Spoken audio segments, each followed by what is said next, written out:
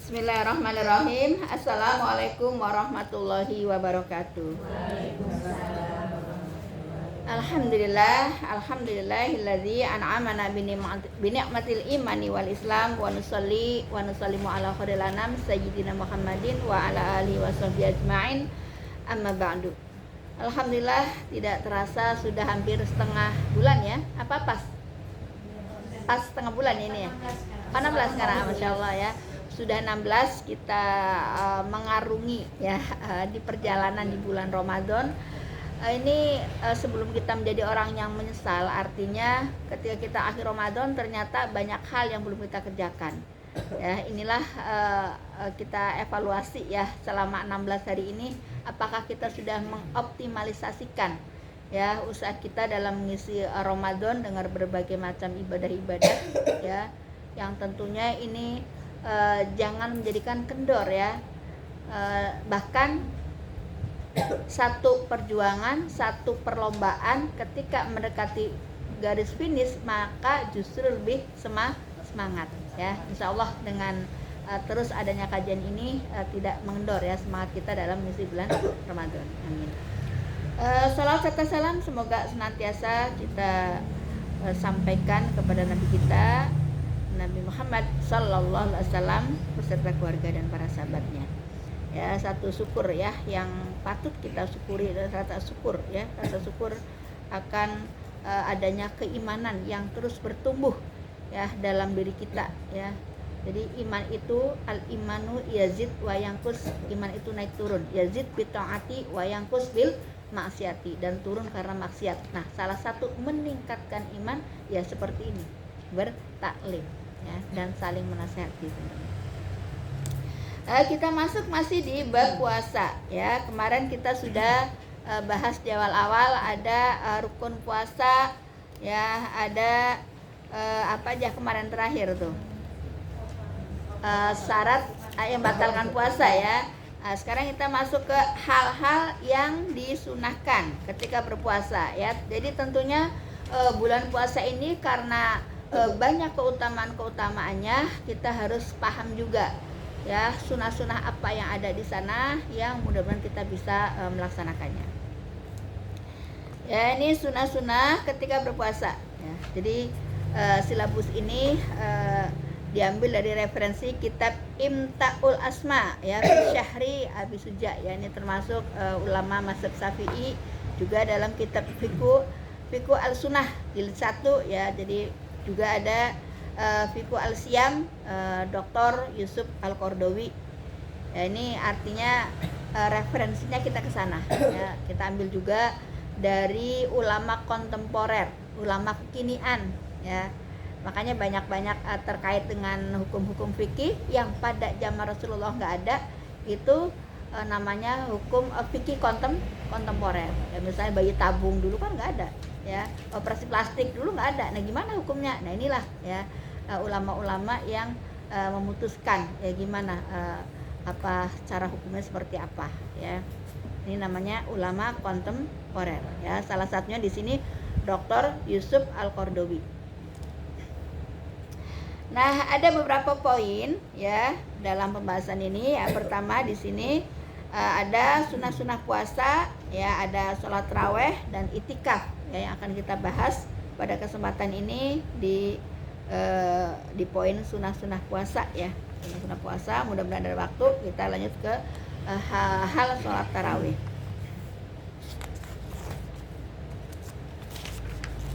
Nah, sekarang sholat sunah-sunah puasa. Ya, sunah puasa itu ada 3 ya. Wa yustakhabu fi siyam salasa.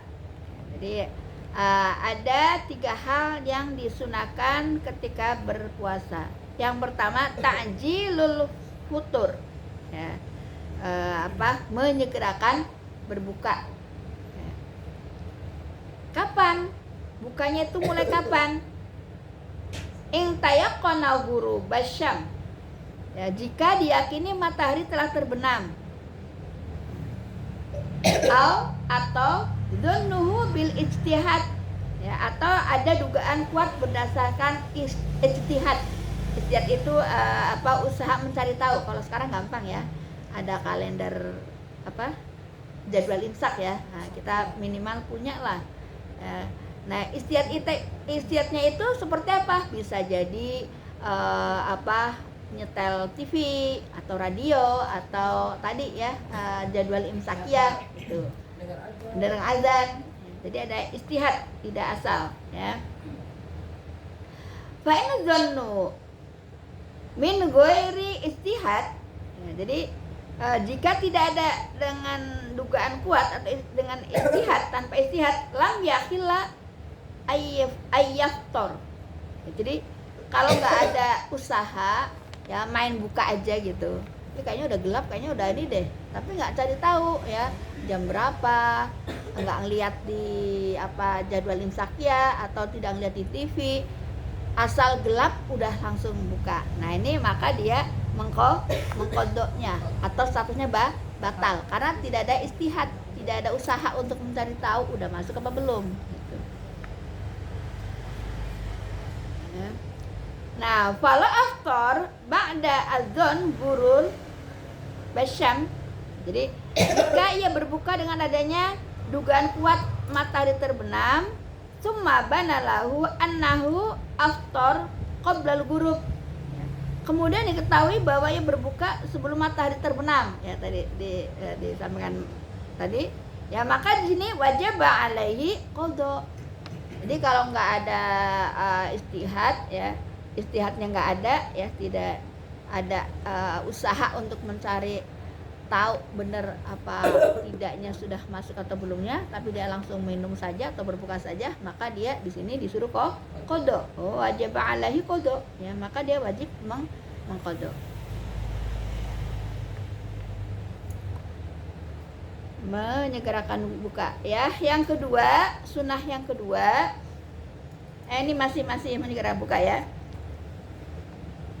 Nah, ini yang disunahkan tuh kalau di kitab Fathul Qorib ya, Fathul Qorib yang saya pelajari, itu sunahnya itu kurma dulu, jangan minum dulu ya. Kalau nggak ada kurma baru air gitu ya. Wa yasun ayyuftira ala rotob ya, jadi disunahkan berbuka dengan kurma rotob itu kurma muda. Jadi sunahnya itu kurma dulu ya, bukan air dulu. Fa'in lam yajid fatamar. Ya, jika tidak ada maka dengan tamar, dengan kurma kering ya. Jadi dan jika tidak ada ya, fa'in lam yajid fama ya. Kalau tidak ada rotop, tidak ada kurma kering, maka air. Ya, jadi bukan kebalikannya, minum dulu air hangat dulu baru kurma. Kita agar setiap apa yang kita lakukan itu bernilai ibadah sunnah gitu ya. Ternyata sunnahnya makan di kurma dulu gitu, bukan minum dulu. Lalu di sini ada doa ya, ini yang mungkin ada perbedaan ya, minum dulu atau ini dulu gitu ya. Nah, dan ini memang ada dua sumber ya bacaan untuk doa buka ya. Ya di sini wa ayyakul ba'da an yuftaro ya. Jadi di sini doanya Allahumma lakasumtu wa bika amantu wa ala rizqika ada yang ini ya. Allahumma lakasumtu wa ala rizqika aftartu. Ada juga zahabat doma'u wabtalatil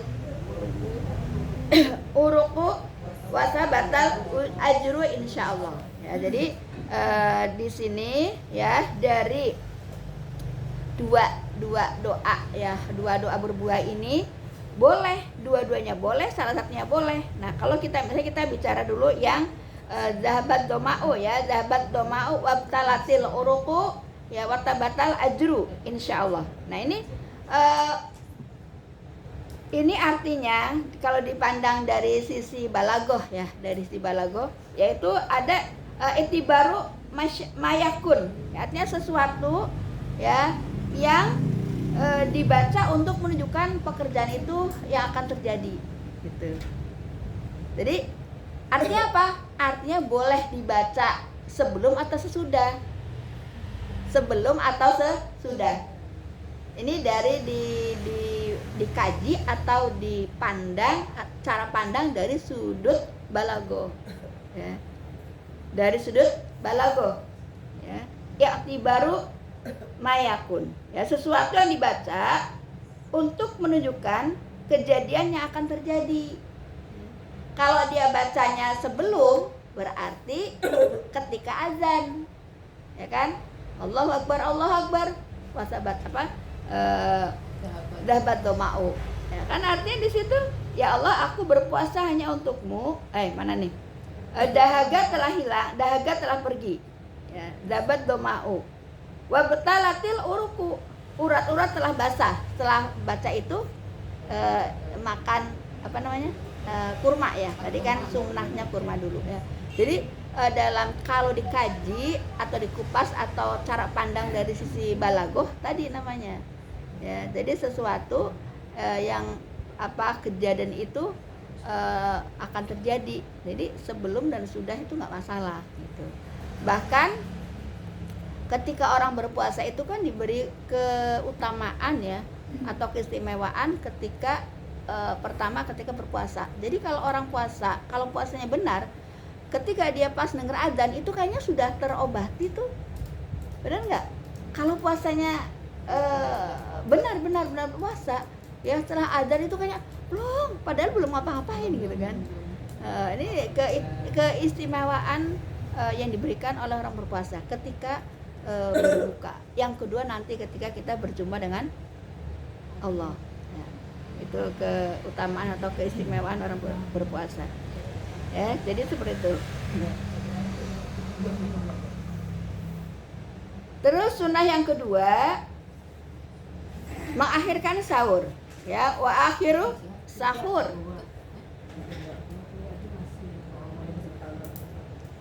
ya. Jadi ini dari riwayat Ahmad, anna nabiyyu sallallahu alaihi wasallam la tazalu ummati bi khairi ma ajallu ya. Jadi dari Imam Ahmad bahwa Nabi SAW bersabda, umatku akan senantiasa dalam kebaikan selama ia menyegerakan berbuka dan mengakhirkan sahur. Masya Allah ya. Jadi betapa murahnya Allah ya. Bahkan menyegerakan sahur pun dianggap satu amal kebaikan, mengakhirkan sahur pun dianggap satu kebaikan ya. Begitu Allah memberikan keutamaan di bulan Ramadan ya. Jadi yang kedua mengakhirkan sahur. Nah kita lihat lagi ya, kalau puasa berbuka puasa kan tadi waktunya ya. Sekarang mengakhirkan sahur ini bagaimana caranya? Apakah kita termasuk kategori mengakhirkan sahur? Kalau nggak tahu batasannya ya jangan sampai mepet juga, nanti malah kebablasan itu ya. Maka di sini perhatikan, fa in syak fi baqa laila lam yusanna lahu ta'khir. Jadi jika seorang ragu waktu masih malam, maka dalam kondisi ini tidak disunahkan baginya mengakhirkan sahur.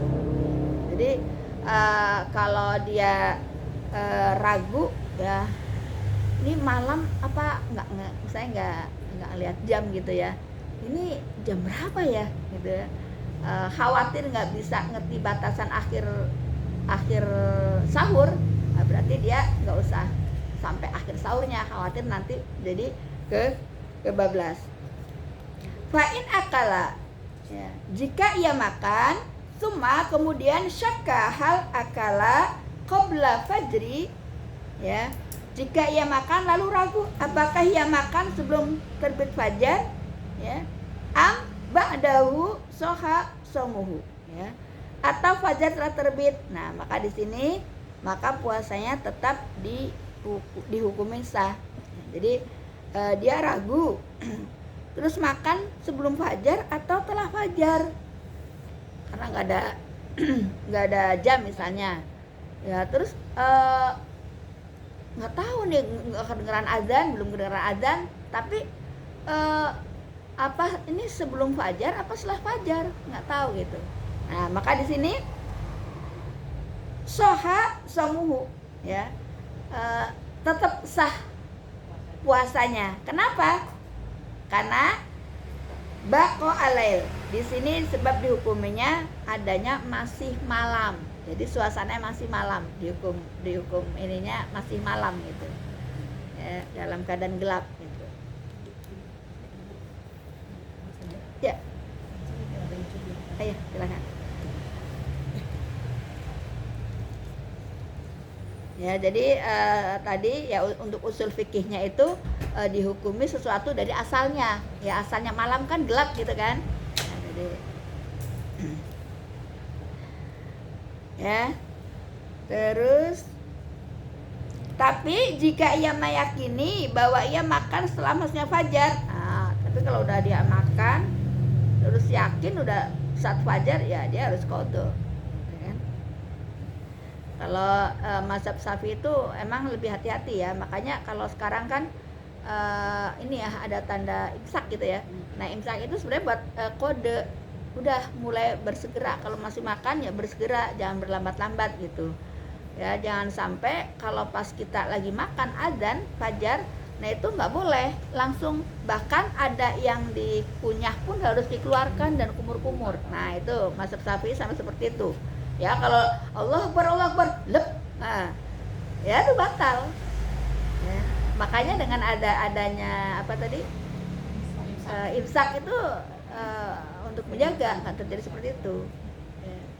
Misalnya imsak karena kesiangan, imsak terus makan, pas mau karena lauknya enak mungkin ya doyan lapar ya, terus bablas baru lagi ngunyah nih, lagi ngunyah Allah Akbar, jangan ditelan, langsung dibuang. Tapi kalau Allah Akbar nah itu batal. Itu menurut Imam mazhab yang Syafi'i seperti itu ya, saking kehati-hatiannya. Terus gimana, kan ada ya hadis yang mengatakan bahwa ketika kita lagi makan sahur terdengar azan, terus apa yang kita pegang itu yang kita habiskan. Pernah dengar seperti itu enggak? Nah itu kalau azan zaman Rasul itu kan azan 2 kali ya, itu kalau azan yang pertamanya boleh tuh lagi. Kalau sekarang kan azan sekali, berarti bolehnya itu ketika masuk imsak.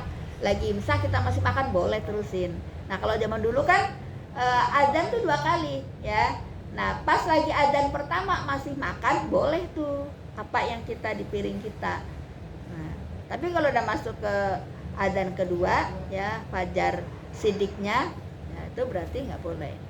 Kalau sekarang ya kita pakainya ini ya, apa namanya, imsak tadi ya. Kalau masih imsak ya boleh makan ya, seperti zaman Rasulullah ketika azan boleh masih makan, itu azan yang pertama. Itu kalau udah azan kedua udah fajar masuk. Kalau sekarang berarti ya imsak boleh makan. Tapi ya tadi hati-hati, jangan sampai pas lagi enak-enak punya terus Allahu Akbar, nah itu harus dikeluarkan. Ya, mengakhirkan sahur.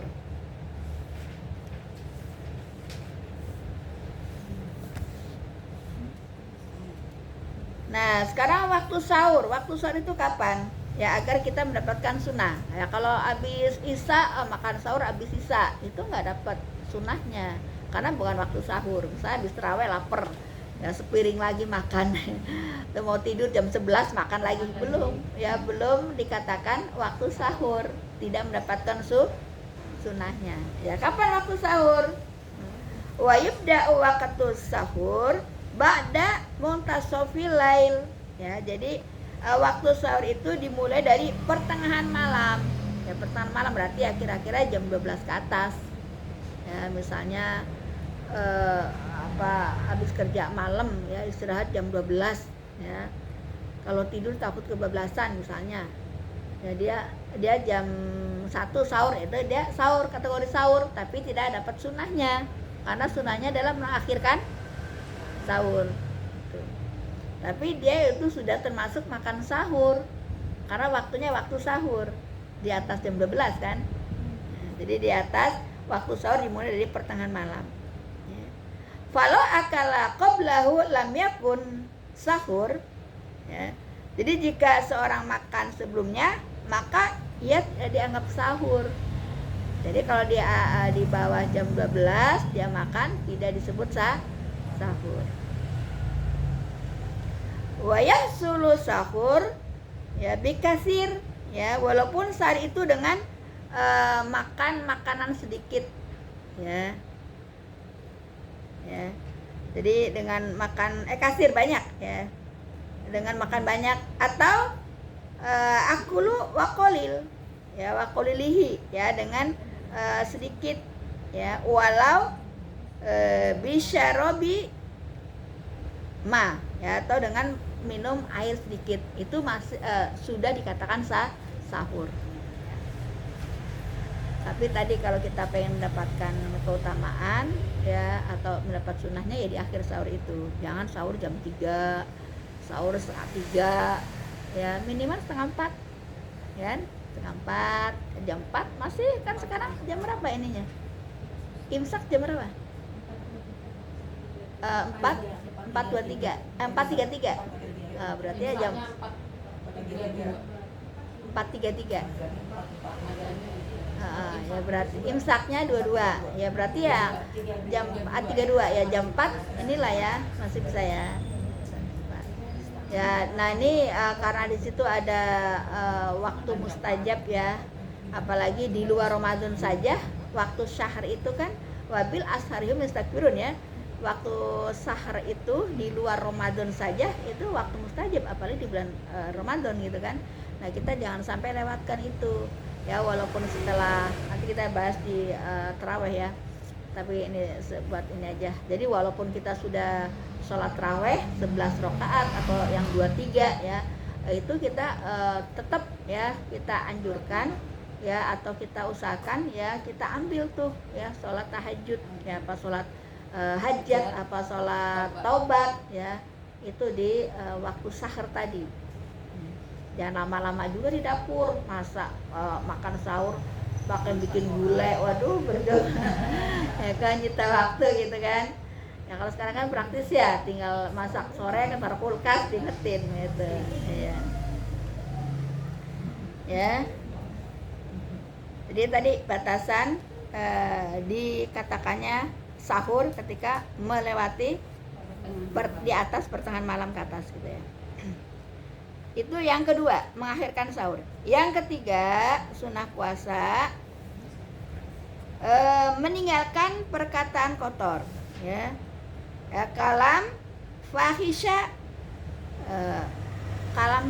ya, perkataan kotor, ya, ini sunnah yang ketiga, ya, sunnah puasa yang ketiga, meninggalkan perkataan kotor. Apa perkataan kotor itu? Pertama, ghibah. Nah, ini yang penghapus amal soleh yang terlalu dekat sama kita, ya, betul nggak? Ya, kita asal nongkrong ada temennya aja. Sekarang nggak usah nongkrong sama temennya, lewat HP pun bisa jadi, ya. Ini hati-hati nih. Ya. Kamu tahu nggak, si itu tuh hutang sama saya, mau sampai lebaran ini belum bayar. Udah jadi deh itu satu tema di Kupas. Kenapa? Iya, itu kan ghibah itu kan menceritakan aib orang, ya kan? Itu kan kita punya sambutan, datengin aja gitu.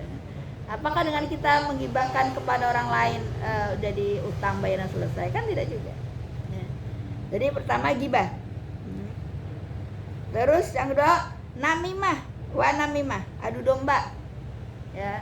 Ada temennya ini selek, ya, bukannya didamaikan malah semakin dikomporin gitu. Ya, bahkan difitnah gitu kan. Terus kadzib, ya, kadzib itu bohong, berbohong. Ya, syataim, ya, mencela, bohong dan mencela mereka, ya, bohong terus mencela, ya, mencela. Syataim wa syataim, Wasyataimu ya. Wasyataimu. Wasyataimu tanya panjang. Ya, jadi kalau kita belajar bahasa Arab ya, kalau ada dia isimnya isim ma'rifah, nggak boleh pakai tanwin depannya. Ya, jadi kalau ini kan ada isimnya isim ma'rifah nih, ada alif lamnya. Wasyataimu, nggak boleh wasyataimun. Nah, ya, kalau kita belajar bahasa Arab kita temuin seperti itu. Sebagaimana berdasarkan hadis ya dari riwayat Bukhari ya, bahwa Rasulullah SAW bersabda, "Malam yada qala zur ya wala amala bihi." Barang siapa yang tidak meninggalkan perkataan dan perbuatan haram ya,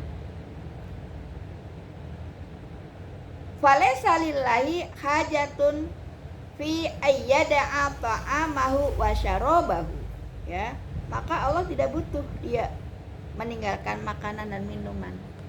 Jadi kalau ada orang yang berpuasa tapi tidak bisa menjaga lisannya, Allah nggak butuh ya.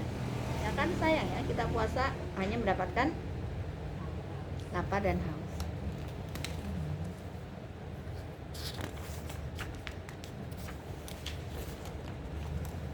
Ya, di hadis lain dari Abu Hurairah radhiyallahu an bahwa Rasulullah bersabda, puasa adalah benteng. Ya, maka janganlah berbuat kotor atau rafas, dan jangan pula berbuat bodoh. Jadi di sini kalau ada orang mengatakan menghina kita atau berkelahi atau mancing-mancing kita ya, maka di sini katakan saya sedang berpuasa. Ya, jadi kalau ada orang yang mau mancing-mancing emosi ya, mancing-mancing emosi ya, mau ngajak ribut gitu kan ya, katakan bahwa saya sedang berpuasa.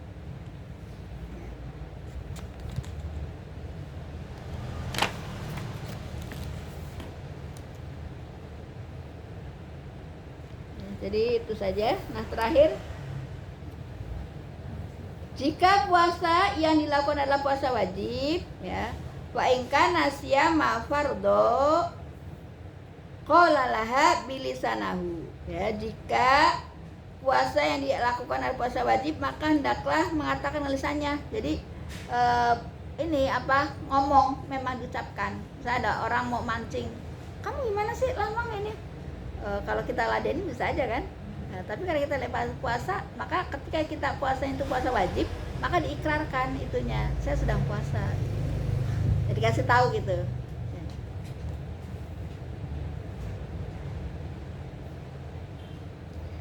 Begitu juga jika dilakukan puasa sunnah. Nah, tapi kalau dia lagi puasa sunnah ya, dan dia takut bahwa kadzalika in kana nafilah wa aminar ya, jadi kalau kita puasanya puasa sunnah terus ada yang mancing, kalau tadi kan puasa wajib, kalau ada yang mancing kita puasa wajib, ada mancing marah, katakan saya sedang puasa. Tapi kalau kita puasa sunnah ada yang mancing, maka kalau kita takut riya ya kan, kalau puasa sunnah kan wajib kan memang wajib gitu ya, orang tahu lagi bulan Ramadan. Tapi kalau dia lagi puasa sunnah ya, maka dan takut riya, maka di sini fa in khafa faliqaha biqalbihi, maka dia cukup mengatakan dalam hati. Kalau takut riya. Nah, jadi apabila ada kekhawatiran ada riya, maka hendaklah yang melafalkannya biqalbihi, dengan hati. Kalau ada orang mancing